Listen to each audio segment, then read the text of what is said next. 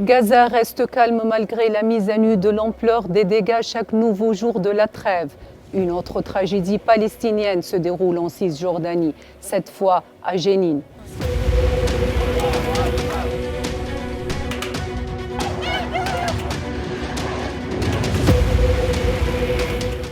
La poursuite de la trêve et l'arrivée d'aide dans toutes les régions de Gaza contribuent à créer des solutions, même temporaires, pour améliorer la gravité des conditions de santé dans le secteur.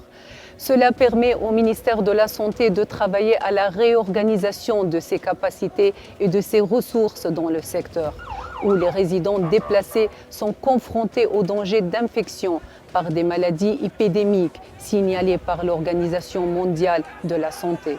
Le calme prudent pendant les jours de la trêve a également permis la manifestation de scènes choquantes révélant l'ampleur des dégâts à Gaza, surtout dans les zones du nord. Cependant, cette destruction n'était pas la seule tragédie en Palestine ces derniers jours.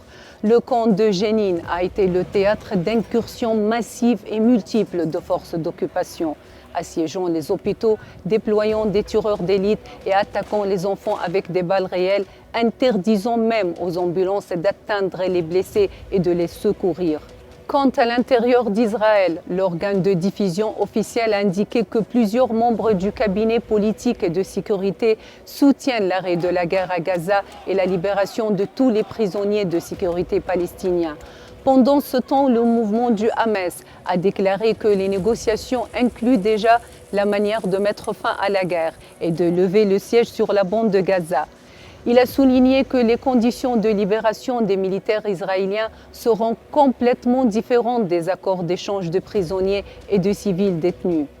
Mais les négociations sur Gaza et la tragédie de Jénine ne constituent pas le seul développement du conflit qui fait rage depuis le 7 octobre.